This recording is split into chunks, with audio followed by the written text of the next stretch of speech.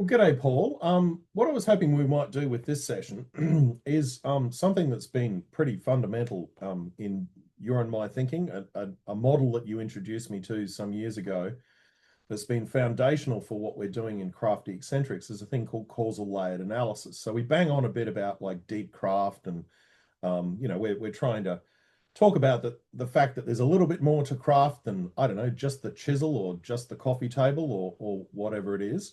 And so here I thought it might be useful if we had a bit of a discussion and just kind of brought people into some of the background thinking for those who are interested as to what we're on about. And one of the key ways we think about craft as being in some sense deep, and also kind of what we mean when we allude. Sometimes we talk about the horizontal of craft, the actual doing of it, the stuff you see, and we talk about the vertical, which is related to that notion of deep.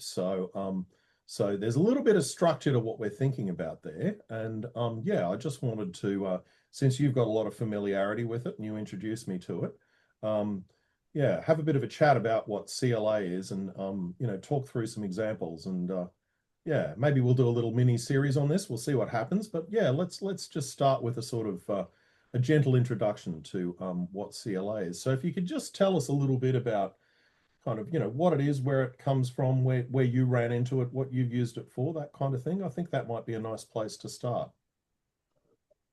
Right, Leighton. Well, one of the things that's pretty key to our particular view on craft is that craft has got a horizontal dimension and a vertical dimension. The horizontal dimensions are very much the day-to-day skills that you bring to a particular task. And we've got terms like multi-skilled or poly-skilled in regard to that. And we see some residuals of that in the military and in the medical practice, where there are generalist specialists who bring together, like ear, nose, and throat, that bring together a number of related horizontal skill sets. And you'll find in my discussion and my research, I use the term the Australian bush mechanic, and various cultures have different terms, but you'll find that's one of the skills, one of the poly skills that they have. They are able to bring together a set of related horizontal areas, like with, for instance, a boat I did some years ago, a 8-meter boat. And so the bush mechanic, the boat tech that I worked with, we were able to do, the motors. We were able to design the trailer in stainless steel without the boat. And we were able to help wet out the boat, the fiberglass boat, and then do the carpeting, do the electrics, do the steering, do the cockpit ergonomics. And then do the tow vehicle, because it required, given its weight, a whole, a separate braking arrangement for that, which had to be inspected by the government, and so forth and so on. So this is really, really, really profound. Now, I know I haven't got to the horizontal, the vertical yet, but let me make a very clear point. The method of vocational training now, competency-based training, avers that. It decries that. It says that can't exist. Now, these are the skills of my father and my grandfather, your great grandfather, I would say. And so it was really quite normal, with farming, for instance, with mechanics and that, to have a whole range of skill sets that were brought together and integrated by the tradesperson. And now we've dumbed that down to the extent that we just don't think that sort of integrated capability is possible. And by that, I mean the Anglo English speaking countries. The Romance language countries, for instance, French and Italy, Italian, they're different. They're very different. They still have a commitment to, like, a master tradesperson is able to do a lot of related skills. And that in France, they have a museum of the trades where old trades are respected and revered.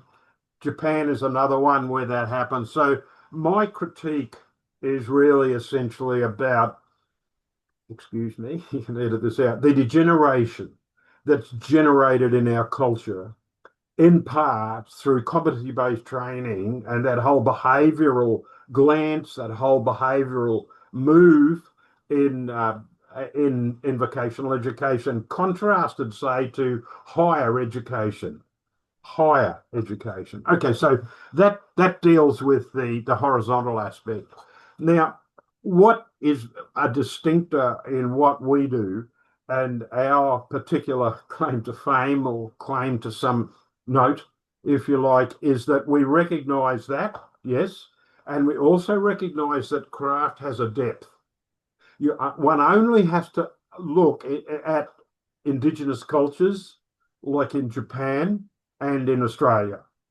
Craft has got a connection between its day-to-day activities, its competencies, to use the term like with Australia, and its competency-based training, which incidentally is very Western. It's very much British. It's very Canadian. New Zealand has a similar, very similar methodology. By the way, billions have been poured into this, but there's essentially no critique of it.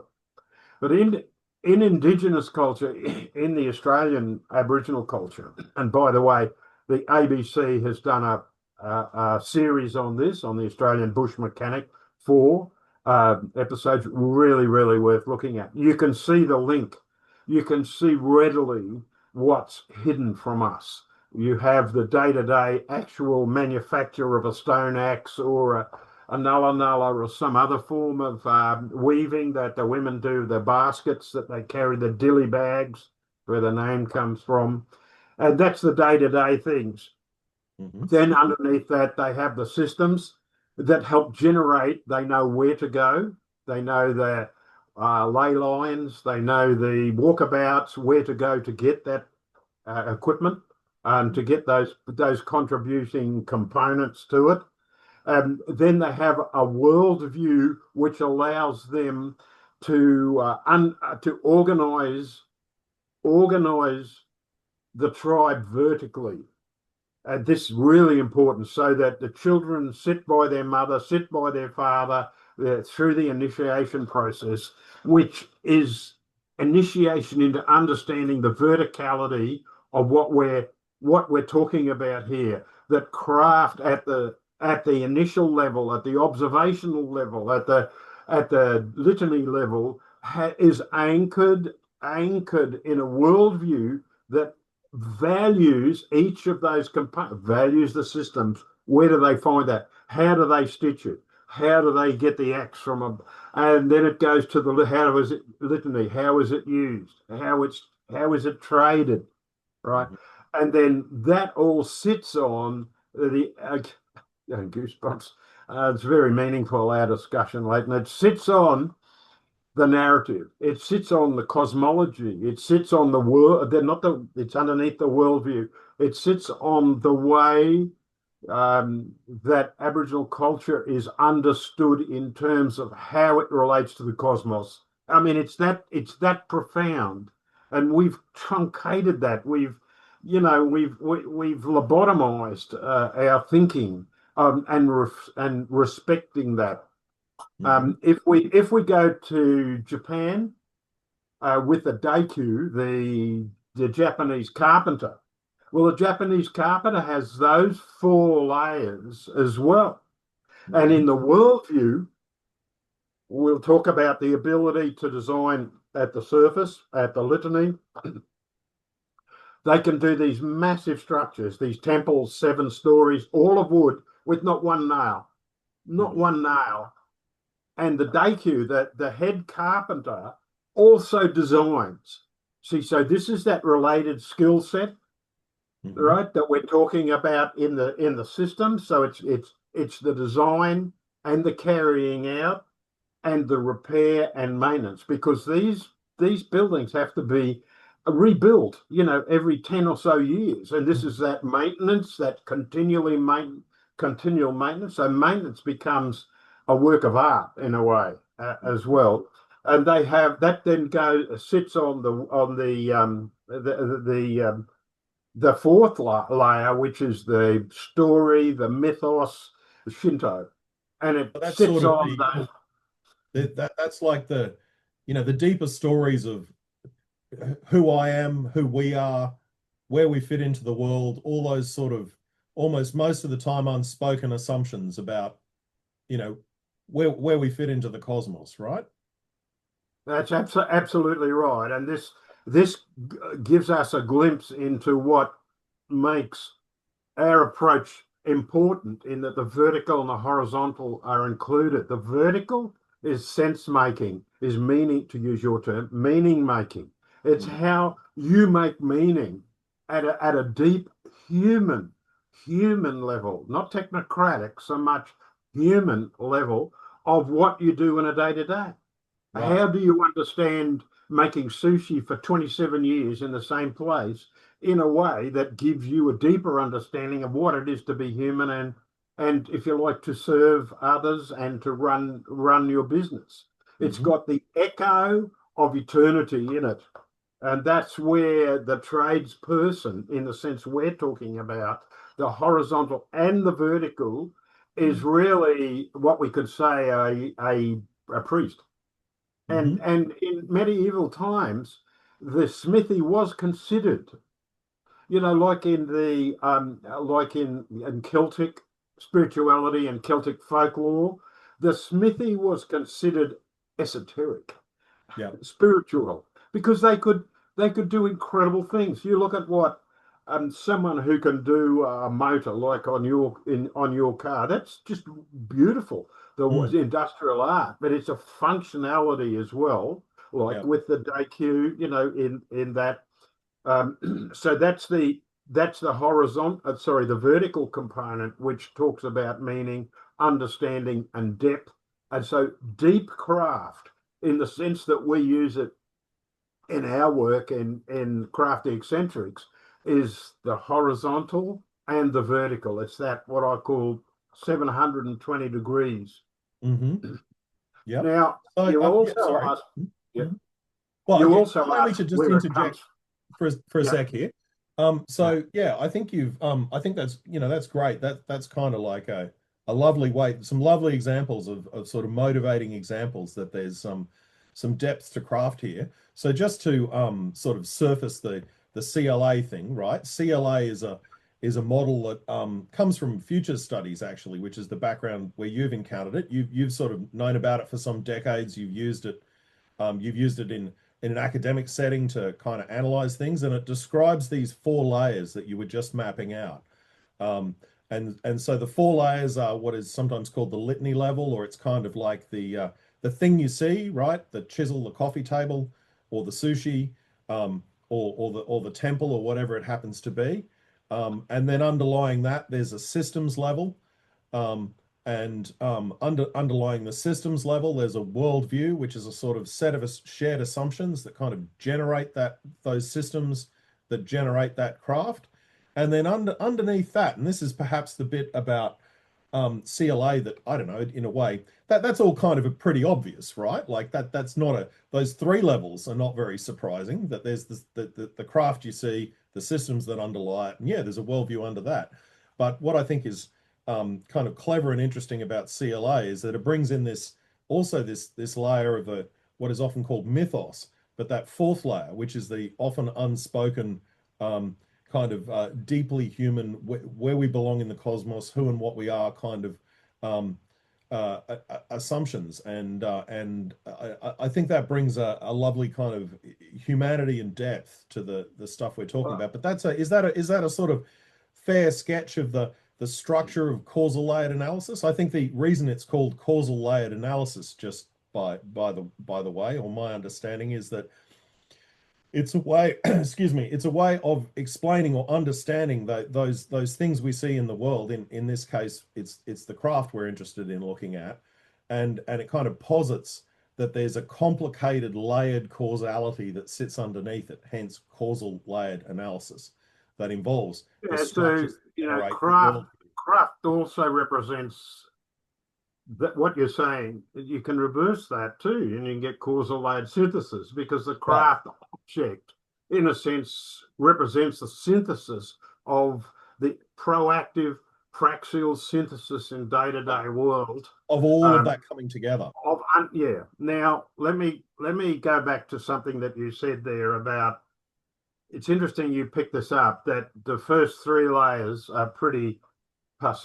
There's no issue. Now, when Bob Dick and I did a faculty workshop with Southern Cross University some years back, the academics which represent enlightenment, um, the enlightenment rationality, if you so, and that's another thing that we need to maybe have a session on about that. But they had no trouble in doing the first three layers. They had real trouble in getting to number four.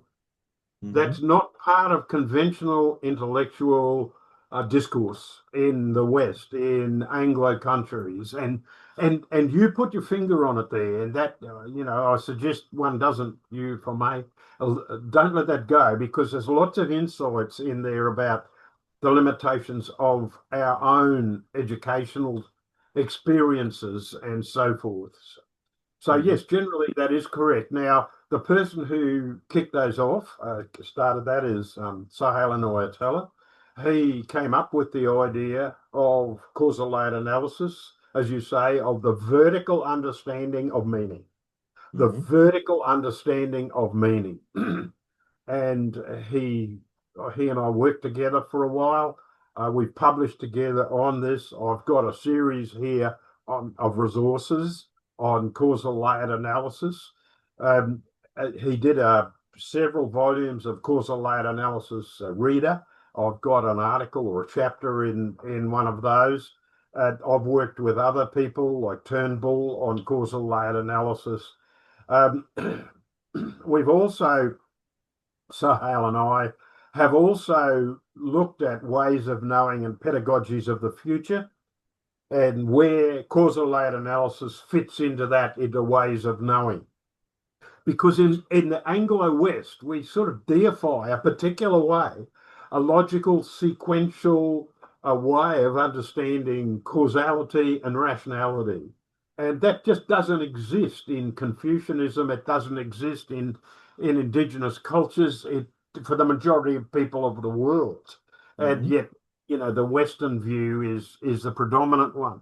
One of the things that caused some controversy for me, I applied causal layered analysis to the Aboriginal deaths in custody Royal Commission findings, 339 findings. I did three articles on that, and it really stirred up the futures community who really didn't support the idea of praxis and critical futures praxis that was represented in those articles. But those articles are also available, and I've got them here. We've also done in 22. I did craft and causal layered analysis, an introduction to deep craft. And Mm-hmm. one of the works, one of the out of the vaults, one of the sideline discussions that you and I have had has been deep craft and causal layered analysis.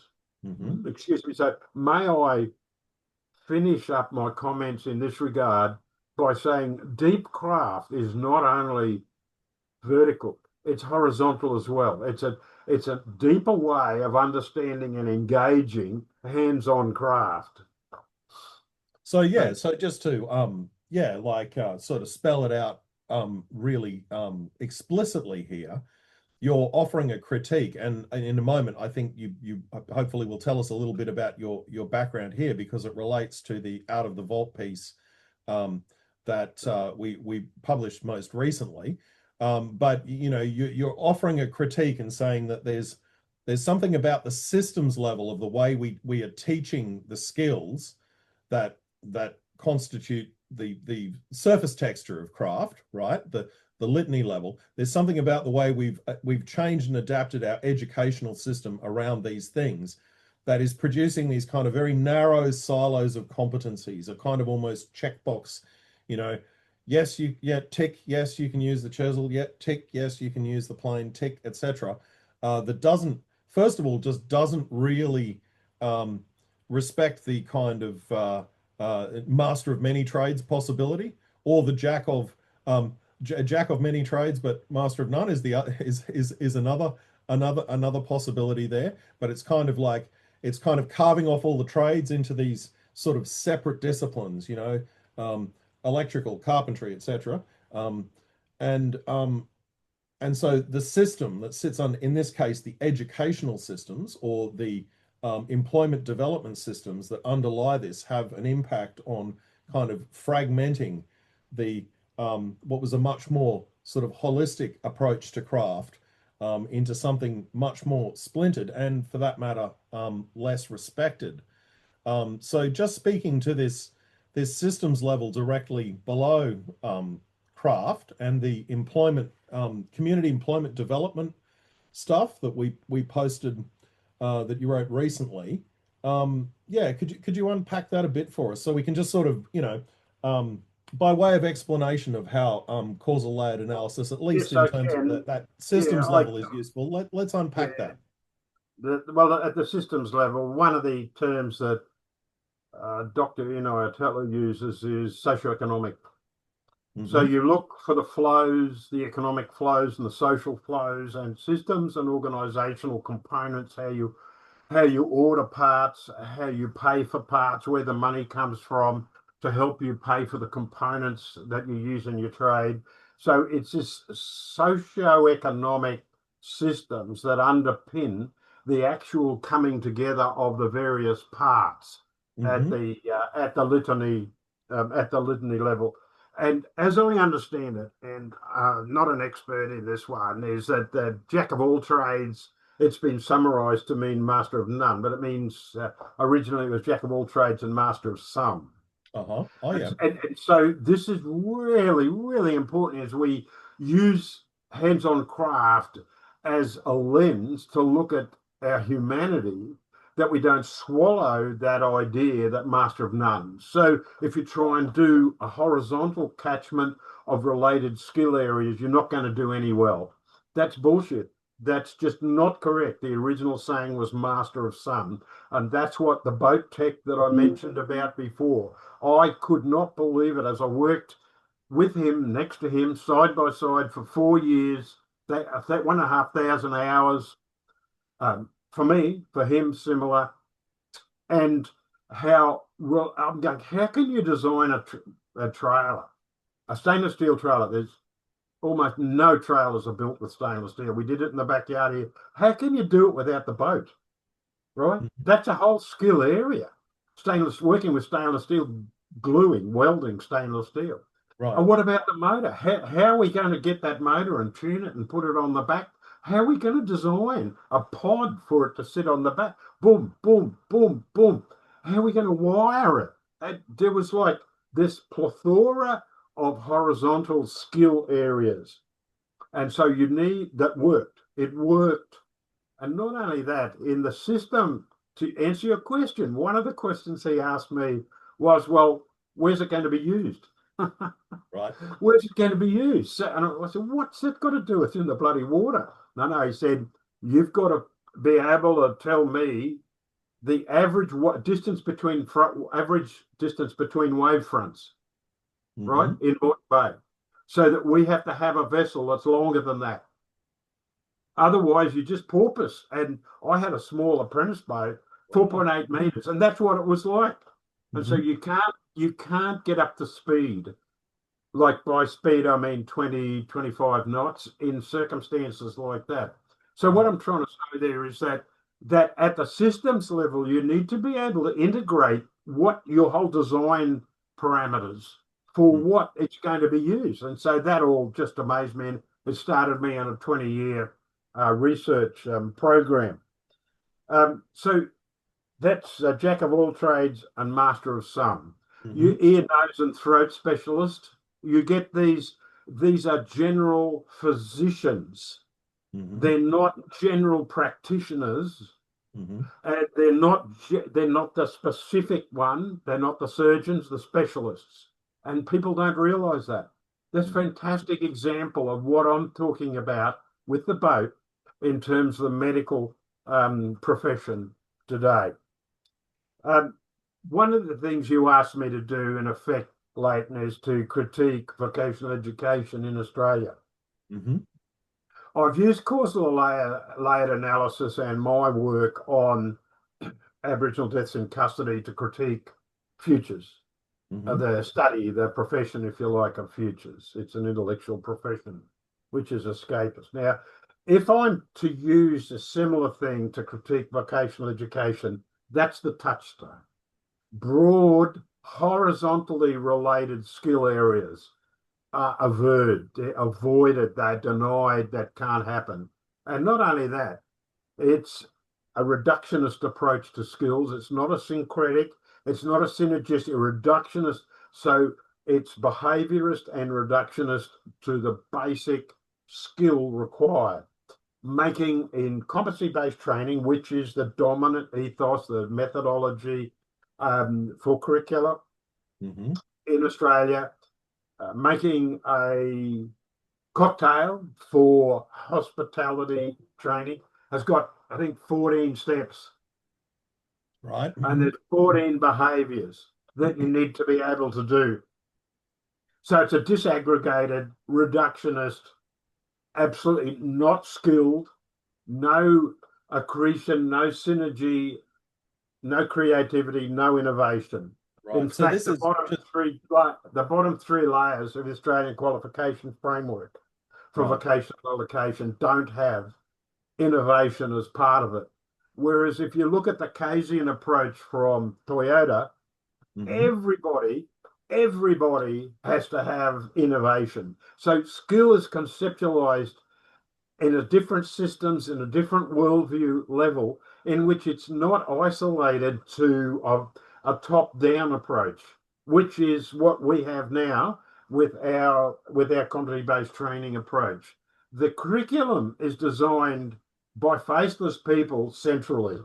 Hmm. It's documents long, this long. There's no bottom-up approach like we talk about and we're talking about here with skill development, the horizontal and the vertical. Now, you wanted to say something. Yeah, yeah. I was just wanting to sort of reflect back and see if see if I've got the right understanding here. So really, what you're contrasting is the model of vocational education we have today that teaches people a particular set of skills versus the sort of much more integrated thing that, say, the master boat tech is doing, where there's a final outcome. There's kind of a complete boat that works in its context correctly and Yeah, that's like a pulled motor. together.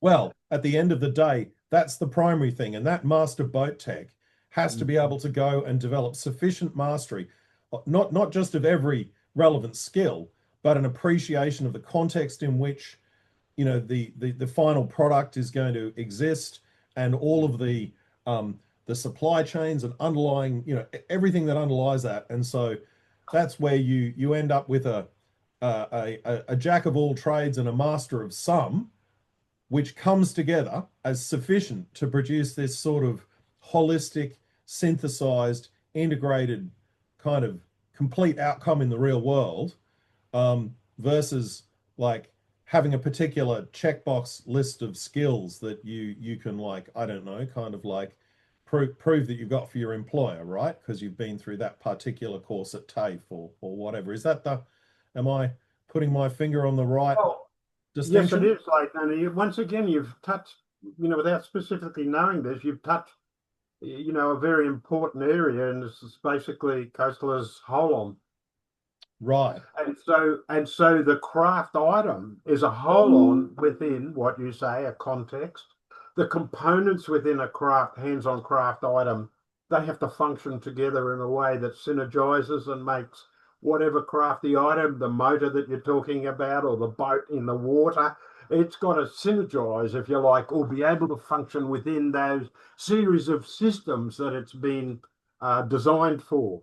And so that's a critical part of understanding hands-on craft. And one of the one of the things with the that we're looking at, or we've touched on, has been the importance of this.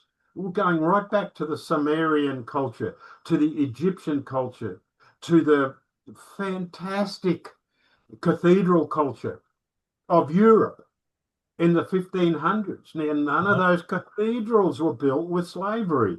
And there's some argument that the pyramids weren't built with slavery either. And Mhm. on some instances in the cathedrals and even in the pyramids, the masons signed their name to the stones. You know, Mhm. some of the stones.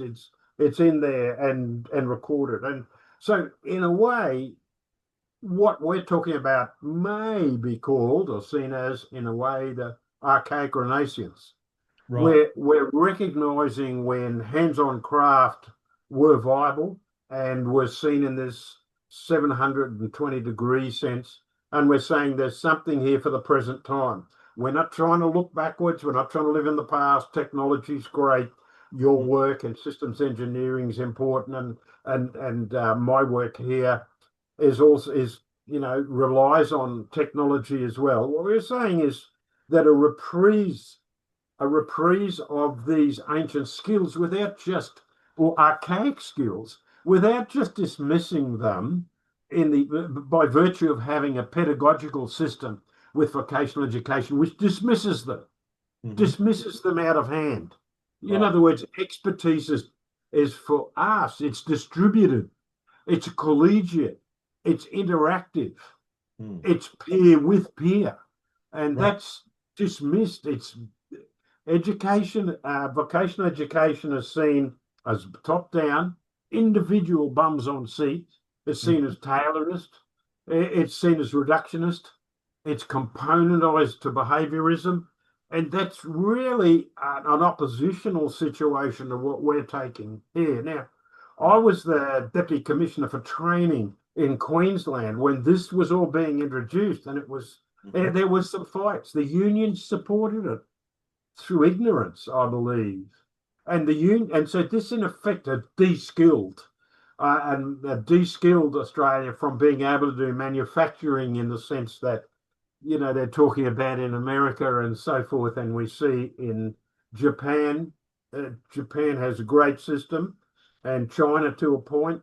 Toyota has a great system where it's a horizontally related just-in-time system where lots of small producers, a lot of them even family producers, provide just-in-time components for their automotive. Toyota is still the largest manufacturer by maybe a factor of two in the Right. world, and BYD's down the bottom there, but it's coming up. Yeah. Mhm. So there are examples of massified societies. This is absolutely critical to realize. There are critically important examples of massified societies which use the methodology that we're talking about. Mhm. We're not talking about a quaint, reactive, small scale examples in the past. Yes, that is part of where we draw our wisdom from. But what we're talking about is not anti technology and it's not anti massified society. In those cultures, like Japan in particular, Japan has a system of um, natural resources. They have a system of masters where they recognize people as living treasures. We have nothing like that. We have no aspect that valorizes the master mechanic, if you like, that can do this, or the master carpenter, etc. Thank you. So now I think in a way we're touching on the on the worldview aspect, right? Like you're We suggesting are. that in We some are. Yes. cultures Yes. there's a conscious placement of craft within a more significant kind of collective worldview, and we've kind of done away with that in the West. I think this example that you raised of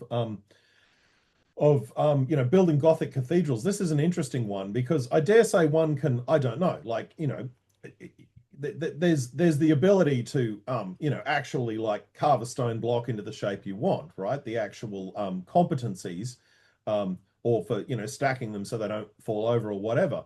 But in the Middle Ages, when Gothic cathedrals were being built, these were multi-generational projects that Mm. produced um, I guess the Gothic arch and the flying buttress and whatnot were like the architectural innovations of the era that made it possible to build these spectacular, glorious, largest buildings that a society has, um, all of which was framed within an understanding of here is where we worship our God. Um, this is where we as individuals, as a community, come together to the cathedral every Sunday as a community and so forth. So there was that whole sense of who I am, who we are, and the stonemason who was actually engaged in that activity was not simply executing a few competencies. And it wasn't even just that they existed within some practical systems, that things like the economics of the quarry where the stone comes from, or how you put your maker's mark on a block so that you get paid for the blocks you've made, and they don't pay the wrong guy and all that. But there was a whole kind of worldview understanding under that of that made sense of that and made meaning of that valorized activity of being the stonemason, the person who could almost magically, from mere rocks in the ground, create the most spectacular, beautiful architecture for no other reason than the glory of God, because Mm. it didn't house the homeless, it didn't feed this is just an exercise in worship. um, and somewhere under that, there's a sort of, in this case, it's part of the Christian Western, mythos of who and what we are and what we're on about and where we fit into the cosmos. And little wonder, I believe Freemasonry is more like a, what is it, like a 19th century sort of middle class, this looks like fun kind of thing. But anyway, it's interesting that you've got the Mason, and then like even like centuries later, there's this like looking back to it as a similar thing with the Smith that you mentioned too. That in the ancient world, I suppose when you're in the Stone Age, and then you discover that there is a certain individual, there's this certain craft where somebody can just take some rocks from the ground and some wood or some charcoal or whatever, and the next thing they've produced like a bronze sword, right? With a sharp edge, and like something that's just like, how on earth do you take what magic takes these rocks and produces the Bronze Age, right? And so there was a whole kind of profound context around that craft that I think must have been recognized at the time. But this is very, very different from oh well, I've got my 7 competencies from TAFE kind of thing or whatever. Well, it does. Could I extemporize on what you've been saying? Are Please. we? Yeah, right. Well, there is a holy continuity that you're describing, horizontal and vertical. Now, holy can be seen as the H or the W, as in as the Yeah. whole thing, or the holy as in what you said before about God and spirituality and so forth. So we are talking here in this episode and this interview about holy continuity. And yes, there is a depth to it that goes beyond the day-to-day use and points that way. Once again, you make a terribly important point about going right back to pyramids and so forth, and you use the idea that Western rationality has used what I call retrospective validation to say, hey, yeah, look at what we're doing here with Charteris and the various cathedrals. And yet it goes right back, as you're saying, and we've sort of grabbed that and said, it's got to have all these bits and pieces that make it modern. Hmm. The what you're also talking about, in my view, and something that you raised, and we've done an out of the vault on, and we published it recently, is called local employment development. Hmm. And this is intriguing if one does a little bit of a study of the cathedral communities. There was no slavery. These are small communities, and they contributed financially and their time to do what you said before about the glory of God. That this was a wonderfully bottom up. There was initiative shown by local people, small, relatively small local communities who volunteered their time and their money and their expertise. Volunteered. And we Mm-hmm. have these wonderful, wonderful productions, which of course couldn't exist now as we don't have that sense of community and bottom up approach. One of the amazing, amazing things we could have a session on this simply is Charteris. Mm-hmm. Charteris is one of the greatest medieval cathedrals, the greatest maybe of all time for cathedrals. And you know, there's no master plan. Mm-hmm. That the masons, like the Japanese daikyu, the masons were the architects, and it was built incrementally. If you have a look at it, the two spires at the front are noticeably different. Oh, really? Mm-hmm. And oh yeah, and you can visually see that. And there was no master plan. And yes, it is a masterpiece. Mm-hmm.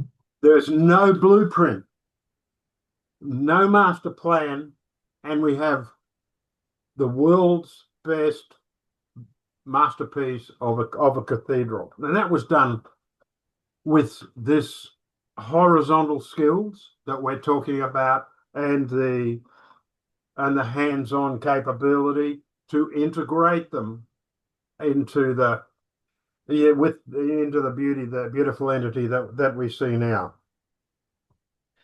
So what we're talking about is we're trying not to lose this.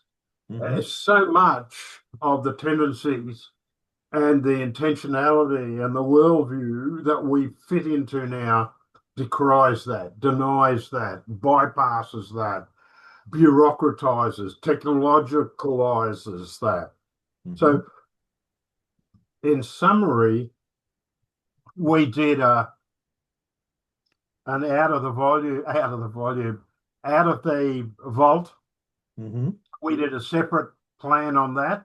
We did a separate news article on that. Mm-hmm. And that was done a few months back by yourself and mine and Yep. myself in the 10th. And it's called Causal Layered Analysis, Deep Craft, Vertically Understanding Hands-on Craft. Mm-hmm. And that was out of the vault number 17. Mm-hmm. So what our discussion now is terribly contemporary.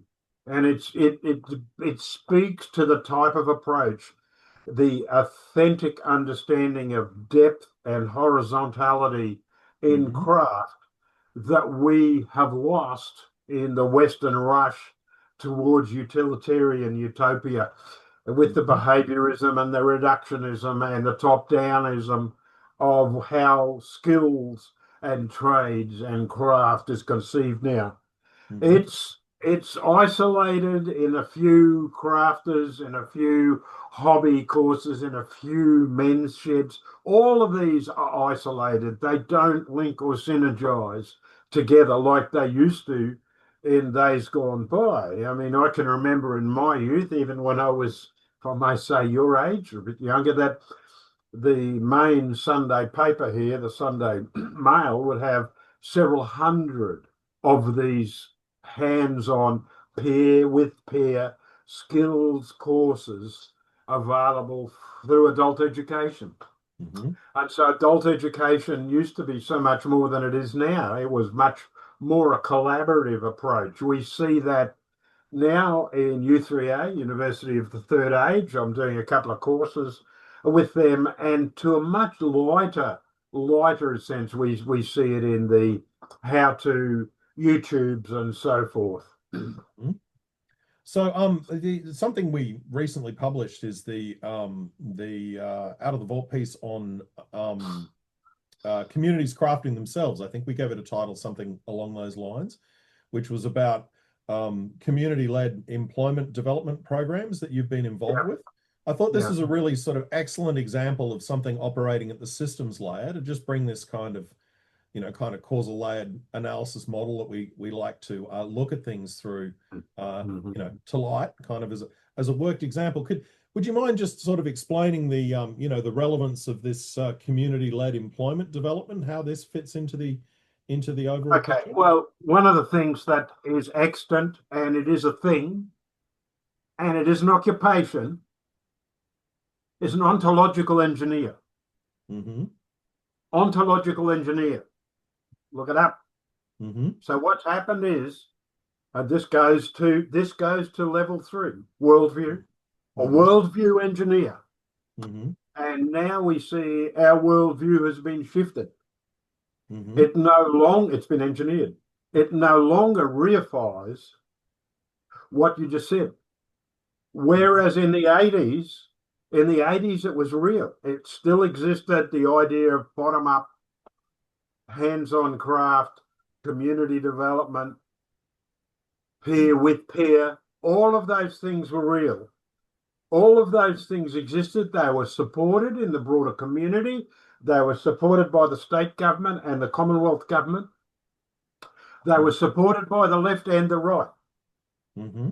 I got a big start there with the right wing National Party, Mm-hmm. and this was small scale capitalism, Mm-hmm. or socially responsible for the left, socially responsible capitalism. It Mm-hmm. produces the same effect, but it was this community based local contribution to bottom up. And this had millions and millions. They had programs worth 10, it'll be 10 million now to be worth 20 million Australian dollars. These were significant programs. I had one, I had a series that I managed, which would $10 million at the time. We had staff all around Queensland and centres. We had 120 staff and 22, I think, centres around Queensland where this was out. We even had a youth employment program Mm-hmm. that was aimed at now what we throw away. And it's terrible to say that, but I see our culture as failing to engage many of our young people.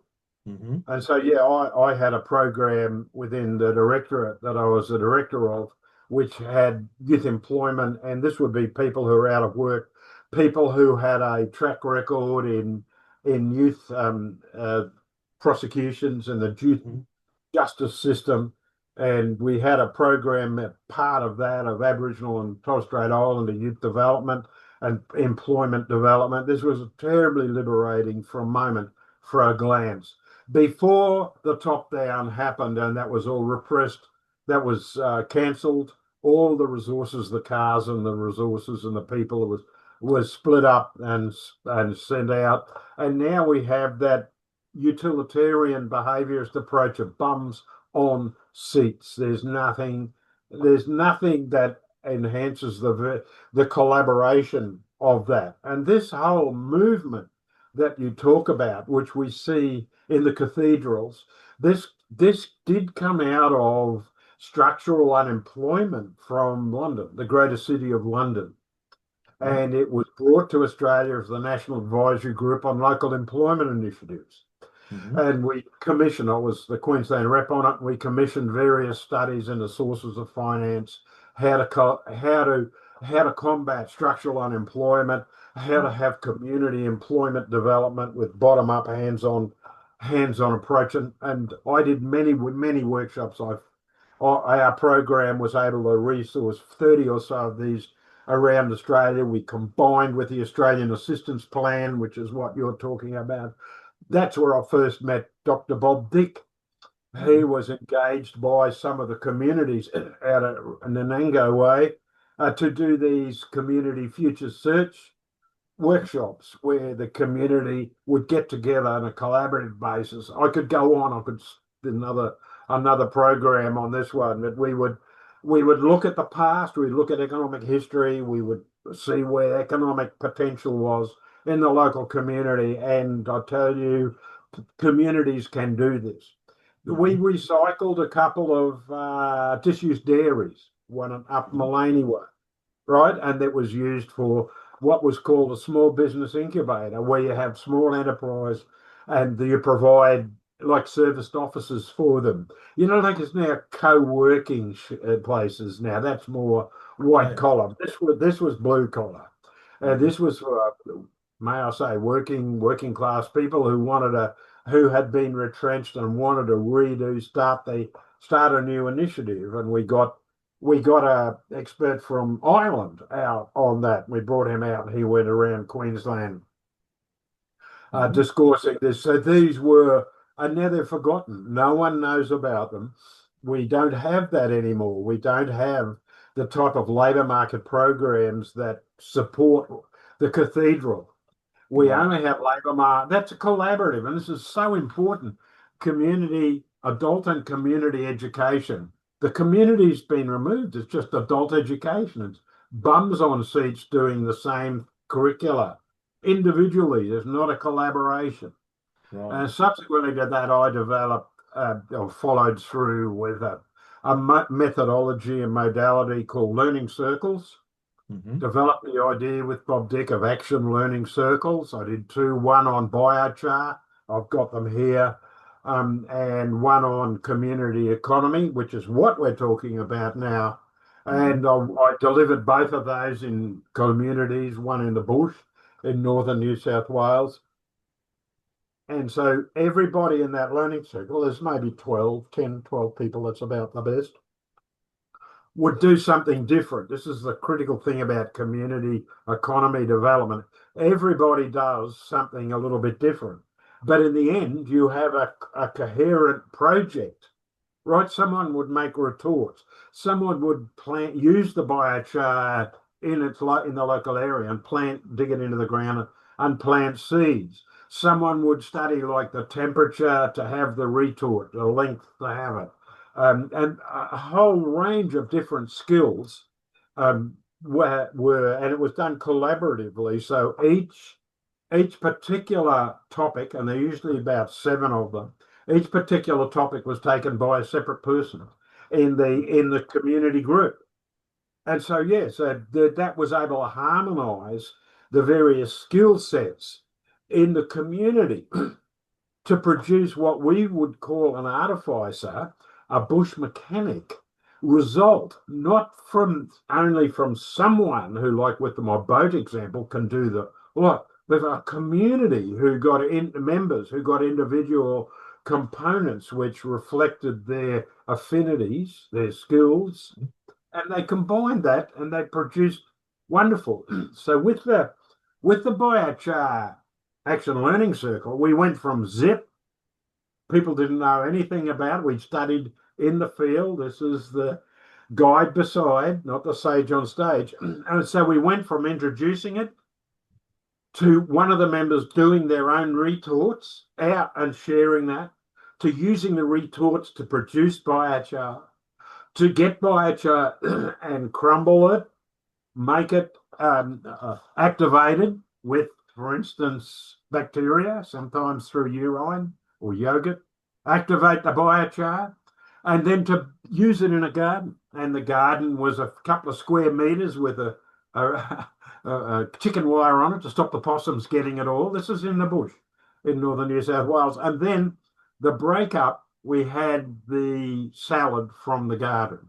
So Hmm. this is the beauty of community education, community economy development, adult and community learning. Right.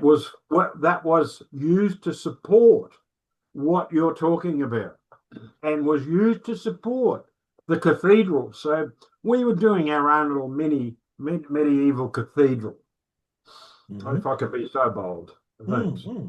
No, that's fascinating. And so the really kind of missing ingredient is the bottom up kind of community led approach to these things that looks at who are we, Mate, where are we, what have we got, what are our needs, how can we pull this together into something that works for us rather than, some kind of top down approach, right? Like some centrally planned, the state government has a plan and it gets slapped down on everybody. This is the well, this crucial is distinction, critical, right? mate. This is critical. So what you've described there is spot on, and it's professionalized Mm-hmm. and it's commodified. Mm-hmm. And so there's no co-counselling now. There's no collaborative economic development. You have an expert. Right. You have a top-down expert. And so, unlike in vocational training and in repair cafes, where the relationship is a cooperative, collaborative one, Right. where the person brings in a broken part and can help in the repair of that, for Mm. instance. And in vocational training, it's about finding your passion and Hmm. reigniting that compassion in a collaborative way that will help you and help other people. So I I reiterate, it's compartmentalized, top down, it's reductionist, it's atomized, it's professionalized, and it's commodified. Right. And it's hostile to full spectrum craft. Absolutely, 100%. Yeah. Yeah. So yeah, so I'll put a link to under this video, back to that out of the vault piece, because for those who might want to drill into that a little bit deeper, the sort of unless you want to add something extra, the kind of concluding thought I'd like to offer here is that of course we've been mindful of CLA, through the whole process of developing crafty eccentrics, and I think one thing that we're seeing, we're talking to just individuals in an individual context. We're not talking to community groups, or, we're not talking to collectives of people. We're just talking to individuals. And I think one thing that comes through very clearly in in all of our interviews so far is that um, that what we're finding when we talk to people who are engaged in craft is that there's a lot more going on than just the skills involved or just the artifact that gets produced. What we invariably find people end up talking to us about is that they find themselves in some kind of a community context, or they're in some kind of a relationship with the person that they're doing the craft for. And so they're kind of in a process of building meaning with others and situating themselves within their community and so forth, so that there's actually, you've mentioned that a lot of this is a little bit fragmented and spread out. We don't have so much more the community scale systems support for craft. But what we're seeing when we talk to individual crafters is that there's a real depth to the practice of their craft, right? And that it actually, at some level, their craft boils down to some very human matters of who they are and how they fit with other people, and what it means to be, what it means to be a person in the world, and fit in with others and make meaning together and kind of live a fulfilling, satisfying life that has this craft as a sort of like seed or kernel at the center of it. So that's something Yes. I'd encourage people to watch for in Yep. in our A couple interview. of points, if I may, to underpin that, underline that, bold it. What you're saying, Leighton, is that this approach, this approach is critical for mental health. Uh-huh. Mental health. Yeah. Vocational training shows that. And the collaborative mental health exchanges, men's circles, and so forth Mm-hmm. demonstrates that beyond a shadow that's recognized in the literature, not my Really. literature. And the second one is another point, I've got a couple more points. Mm-hmm. Disaster relief. Disaster relief. If you look at the Black Ash Friday, at the Black Saturday fires in the peri-urban area in Melbourne, Mm-hmm. around Melbourne in the 2017, where something like 122 people were killed, Mm. that the community response there was immediate and phenomenal. It was coordinated, as we know, as we've heard from Daryl Taylor, with walkie-talkies and so forth. It was overwritten by the top-down state bureaucratized approach. But Mm-hmm. there is self-help. There is that self-help initiative that you alluded to. A couple other points. Another point, this is critically important too, is what you said, connectivity. Mm-hmm. Connectivity directly. It is the largest impact on longevity. Right. Longevity. So you have mental health, disaster response, and longevity, the connectivity leading to longevity. So the Mm-hmm. approach to craft that we're talking about was real, right? Was real in the past, and it contributes in those three important ways. And so, in a nutshell, that's why we've set ourselves the task of trying not to let this die, to Hmm. go out with a bang rather than a whimper. And one of the ways to understand the behind of what we're doing is causal layered analysis.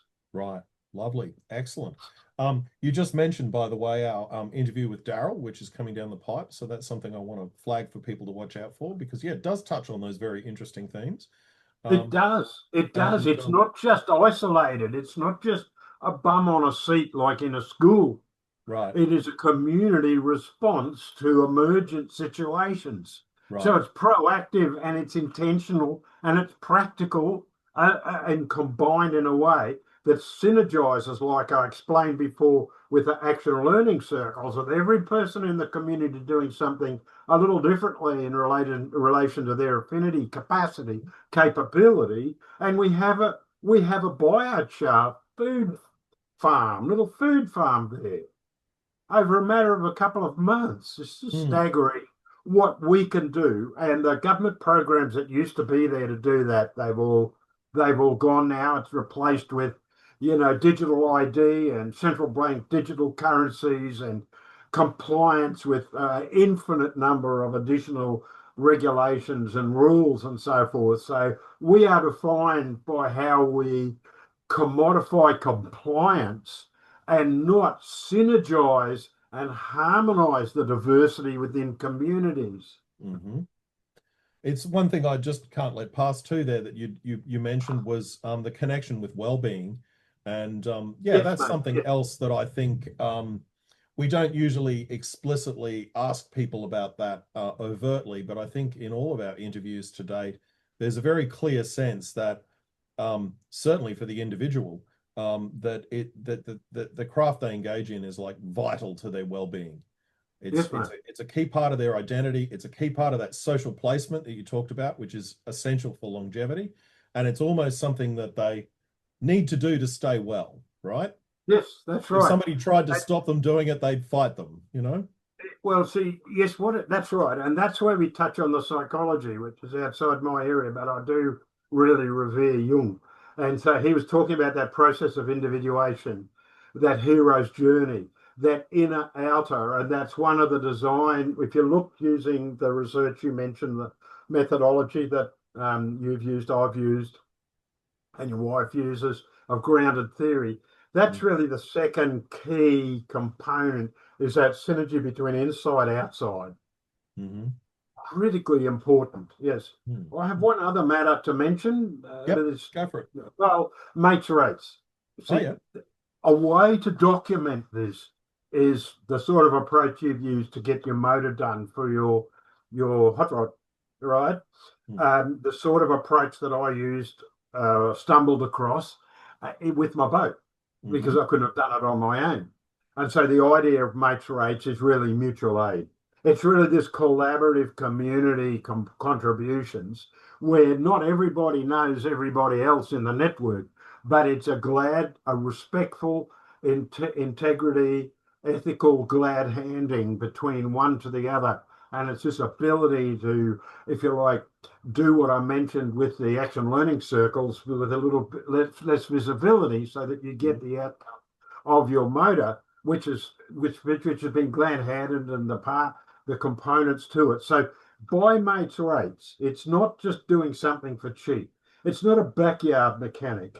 It's a bush mechanic who embraces and knows and has this capability over a period of years, right, to have the vertical and the horizontal. I've mentioned the cathedrals and going back to the Egyptian and the Sumerians. Now, in the cathedrals, do you know that the apprenticeship was modeled on the Mm-hmm. Jesuit experience of 10 years. So the apprenticeship period was a decade long. Right. And it became 7 years, now it's 4, etc. And you went to the house as a form of adoption, and you went to the household of the master. You lived there.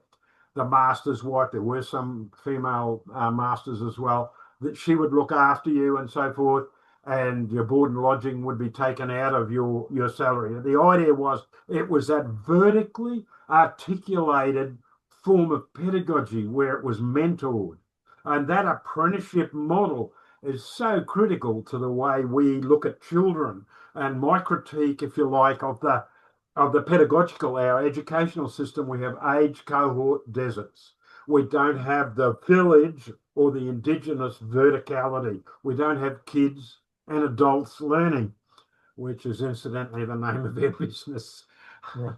So that's mates rates in the Mhm. context of causal layered analysis and this discussion between us today. Lovely, excellent. Well, that's a great point to wrap up, I think. And I think we just towards the end there, we just surfaced there's a few more possible things we could spend a whole session on there, Yeah, we unpacking. can. But yeah, We can. We yeah. can. It's got a depth, volume, and viability and horizontality that is disappearing quickly, is evanescent. It's just our system of technocratic, top-down technocratic dictate, diktat is really look over here, don't look over there. If you look over there, like you brought up before with the community employment development, and we look at the verticality and the causal layered analysis, we have the methodology to be able to re-envivify, re-enliven this approach to hands-on craft, respect Mhm. hands-on craft. And I'm delighted that we're having these exchanges, and with crafty eccentrics is a humble fumble in that direction. Indeed, it is. Well, we're going to persevere. Okay. Well, thank you, Paul, and Thank you. yeah, we'll talk again soon. Take care. All the best. Take care, everybody. Yep. If you've made it this far, then we hope this is because you've been enjoying our content. So if you're not reading, watching, or listening to this on Substack, then we'd like you to visit us there and, of course, subscribe. We're at craftyeccentrics.substack.com. Substack is where we provide the full range of our content, both free and also some just for paying subscribers.